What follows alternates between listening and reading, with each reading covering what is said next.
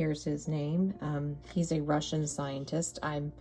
We've already talked about all this, but I wanted to remind you that this is why we're doing this artwork. It's a neurological painting. It kind of reminds you of neurons, and you've already done your painting. You know, you've done your, I'm sorry, you haven't done your painting. I had you practice on something that looks like this. Remember, we just kind of listened to music and we did lines, curved lines, and then wherever they overlapped, this, instead of having a sharp corner, and I was just doing this with my pencil. I was going to have you guys practice with your pencil too. That's where that is colored in. And then I did a large one as a practice. And when you're using masking tape, remember that you put it on your clothes first, and then you peel it off your clothes, like your pants, and put it on. That way, when you peel it off, then it won't rip your paper, hopefully, but you'll still need to be careful. And so you were using these stencils to do, a lot of times they do circles and you can do ovals. And what I had you do was kind of back and forth on what I was going to have you do, but I'm going to have you use these leftover books that I've collected. And masking tape is on here, and this has been on here a while because I didn't get around to painting it. And I want you to see that it kind of has a little rough texture here, but I want you to have this so then when I've painted on these books before, they bowed a little bit. Like I said, this should have been on your pants first, and then you take your marker, and you can use any color permanent marker that you want. Make sure it says permanent on there, artist. And then you're going to go back in and make these lines thicker, and then where in their overlap, that's where you're going to round them. And then I've watched several videos on this and different things that they've done. You can use watercolor pencils if you would rather use that instead of this watercolor tray. I also have watercolors that are in cups already. They're pastelish. You can use those too. I'm actually at my house right now, and I wanted to show you my setup. And this is if you eventually, I'm taking my iPad off the little thing here. If you eventually want to use tubes, I have porcelain trays. I mean, ideally I can't have that in a classroom, but they are really nice to paint on. And then I have some of these. And the thing that's really cool, the art class that I've been taking, the watercolor, is you can just take an eyedropper and you put a drop on there, let it sit for a second, you know, use warm water, and it'll revive the paints. Like I told you, that was my goal, was to become better at watercolors. And getting into my drawer over here, these are some of the things that I've painted a little bit, and then the swatches of stuff. But this is really high quality paint, Winsor & Newton, and it comes in tubes, and it will last forever. And ideally, glass is better than plastic, but we don't have glass in the classroom. And ideally, you want to have 2 jars, half full, and you clean in one, so then this one always stays clear. And then after you've cleaned it in this one, then you would clean it. Remember, we do a number 8. Clean it in this one, and then you could do that as a table if you wanted to. If not, you just have your one and do it. So, and then I wanted to show you some other hints and tips on doing this. Okay, so now what I'm going to show you is when you paint, you want to make sure you have your messy mat. That should be in your mailbox. You open it up, and you want to revive this. And like I said, I'm going to find these droppers, and the cool thing is all you do is get a little bit of water in your dropper, and you just put a drop, maybe you put 2. That way it saves the tip of your brush, because you want those bristles not to be broken down. And I already have it separated for you in the warm and the cool. So see how I'm just taking the drops, and I will find these and have these for you. And then I just get rid of all the water, and then I set that aside so then it doesn't mess it up. And you always want to take care of your brushes. You always want to have them clean, dry, reshape, and up in the cup. And this is my set that I have at home. Like I said, this is my hobby of things that I do, so I just wanted you to see the setup of it. So that's ready to go. When you use watercolors, you want to make sure that your paintbrush is full of water but not sopping wet. So, and also when you clean your brush, lifting this up so you can see, you want it clean in number 8. So most of you have painted with me before. You don't want to have your fingers all the way down at the bottom. You want to have it up above the ferrule. That metal piece is called the ferrule. And then when you paint, oh no, I got water in here. Have a paper towel handy, okay? And you want to, what they talked about was painting these cells, like the inner circles first, okay?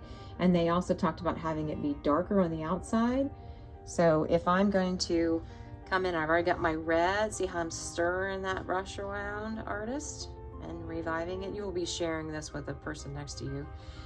And then I'm going to start on that outside and make sure that tape has been pressed down enough to where you're not going underneath the tape. And then if you notice, I haven't gone back to my paint. I'm sorry, I haven't gone back to the paint. So if you want it more transparent, then I'm going to get water and I'm going to pull this, and maybe I have my paper towel right here so you don't have too much water. See, I'm taking off the water and the paint, and then you want it to be darker on the outside, and you can turn this around where you need to. You want it to be darker on the outside and then lighter on the inside. Now what you can do, artist, is where it's wet, this is called wet on wet. See how I'm coming back in while it's still wet, and I'm coming back in with my brush and I'm making it darker, okay? Now I encourage you, and I always forget to do this, start with a lighter color because then your brush will not get as dirty. I'm sorry, it's easier to clean, doesn't stain it. So see how I'm taking it in, and maybe that's too dark, so what do? I go back in, my brush is clean, and I can actually take off, see how I'm taking off that paint, and it will stay where you've gotten it wet. And then you can spread it. You can use any size paintbrush you want. While it's still wet, I can manipulate and change it. Okay, so you're gonna fill this all in. I would like for it to be none of it to have white on there, and then when you pull the border tape off, then you'll have, your whole picture will be covered, and then you'll have an outside border. So have a nice time. Oh, and then artist, this is your book. This is your sketchbook that you get to take with you. Or next week we're probably going to talk about the artist of the week is going to be a illustrator. So here's something else that I wanted to show you, artists. What I'm doing now is I'm painting one color at a time, and then you want to go around and outline your shape with your color. And then, so I have all these in purple, and then what I do is I go back in and I clean my brush, okay? And you can go back in and get your clean water. And you can always go back to the sink, artist, and get new water if you need to. Now watch what I do. I put that water right against that paint, and that's just water. That's not me having any paint. And then I'm drawing it towards the center. So you can go in and paint all that color and then draw that into the center, okay? And there's other things that you can do as well. You can come back in, and when it's wet, or even not when it's wet, you can add drops of water. See how it's pulling in and it's giving that little illusion, like a little marble effect. So if I come over here to the other purple and I just add drops of water to it, and you don't want to get too much water, and then I just kind of pull it into the center, because you want that, look at that, isn't that beautiful? You want that, you want it to be lighter in the center. But be careful when you're on the edge of that tape that you don't have too much. Now what you could actually do, because that is a ton of water, I would come back in and, I don't know if you can see, I'm drying my brush and I'm pulling that water with my brush, and look what I'm going to do, and go to this next purple and just keep pulling it, and always go towards the middle, and then get off as much of it off as you want. And then I also showed you where you can dry your brush and just come back in and keep pulling that paint off, and then it just makes an easier way to paint. So like I said, you can come back in and put drops. Look at that, effect over there. Last thing I want to show you, artists, is I showed you how I outlined it. The biggest thing is you don't want it to look rough, meaning if I put my water in here and I just do that, just see how there's no transition, there's no value. So what I want you to do is to keep working with it, soften that edge to where the center is lighter, but then you don't have that rough line. And see how I'm just taking my brush and gently putting dots of water in, okay? And then remember, you can clean your brush. You can just get water, you know, not overdo the water, and come in with that water and pull it off, and just keep doing that until you get it to the color that you want, okay? And remember, you can come back in and add more drops too. So, and then I'll show you the finished product in just a second. So here's the finished product. Please make sure that this is dry before you take the tape off, and I'll show you that in just a second. See how this jar stayed clean? You'd empty your containers, refill them if there's another class behind you that's painting.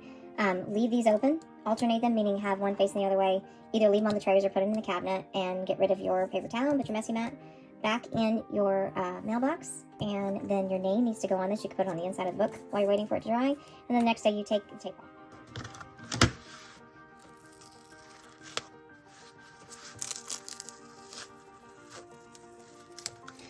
Tear your tape at an angle. Usually it helps protect it better. And then go slow. And then in the end, you'll have your book.